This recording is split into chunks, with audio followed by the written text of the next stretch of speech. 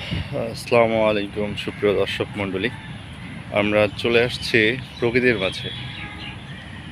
আজ শুক্রবার, পবিত্র জিলহজ মাস।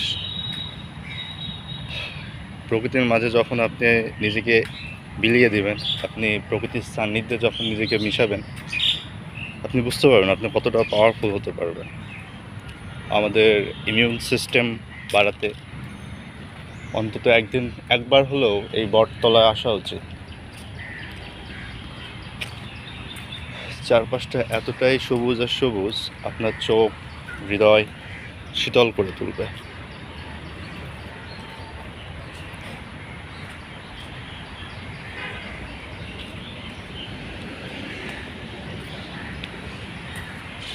অসাধারণ একটা জায়গা।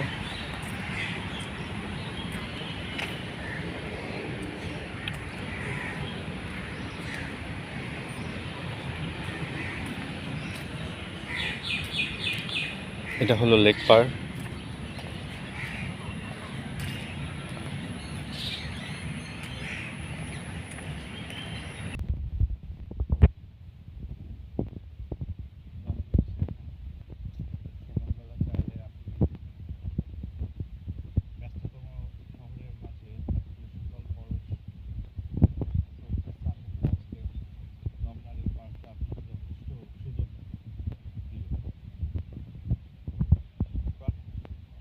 নতুন রিনোভেশন করার ফলে জায়গাটা দারুণ হয়েছে এবং বেশ চিত্তাকর্ষক।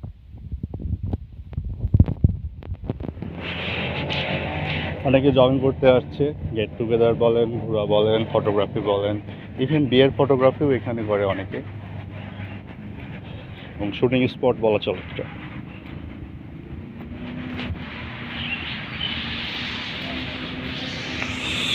লেক পার্কটা যথেষ্ট মনোমুগ্ধকর। আজকে বেশ গরম পড়ছে, লেকে যথেষ্ট মাছ রয়েছে। এখানে খেয়াঘাট, আপনি ঘন্টায় 200 টাকা করে খেয়াঘাট চড়তে পারবেন পুরো লেকটা জুড়ে। আর এখানে বেশ কিছু প্রাচীন প্রাচীন গাছ রয়েছে, যে গাছগুলো আপনাকে আপনার গ্রামের কথা মনে করিয়ে দেবে, নির্মল বাতাসের কথা মনে করিয়ে দেবে। চলুন আমরা এবার লেক পার্কটায় উঠি। এটা হলো লেক পার্ক, এদিক দিয়ে যেতে হবে।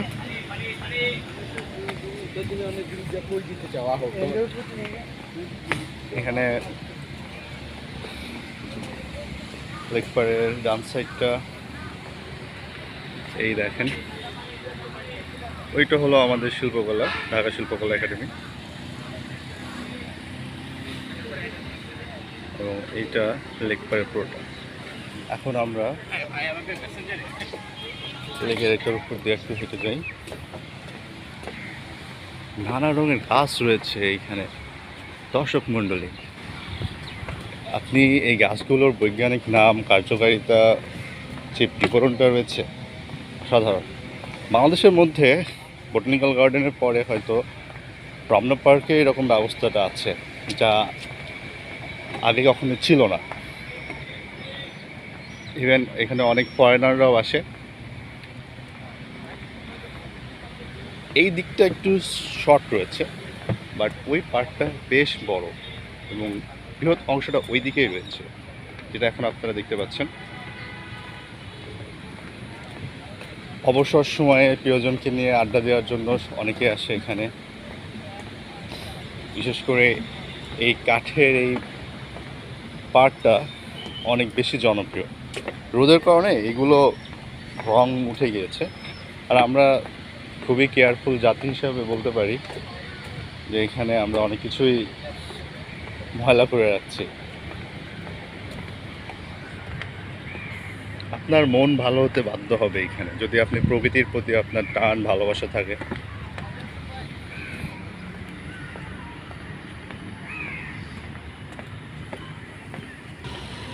আমরা লাস্ট পার্টির দিকে চলে আসছি। লেক পাড়ের সেটা এখানে উডেন ব্রিজ দেখতে পাচ্ছেন।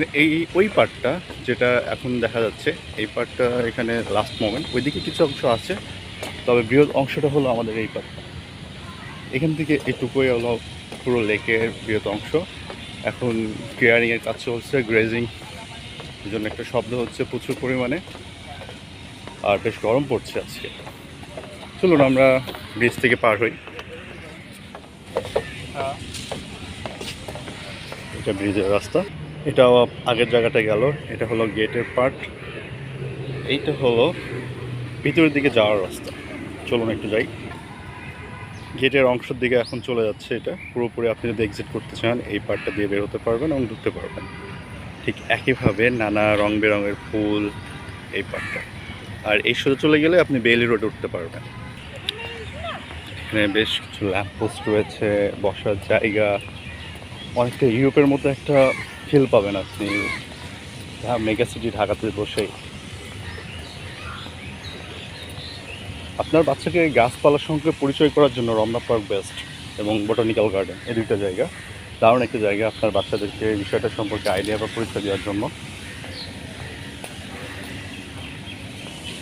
এইটা হলো লেকের লাস্ট মোমেন্টের দিকে চলে গেল, এটা মাথায় গিয়ে শেষ হয়ে যাবে।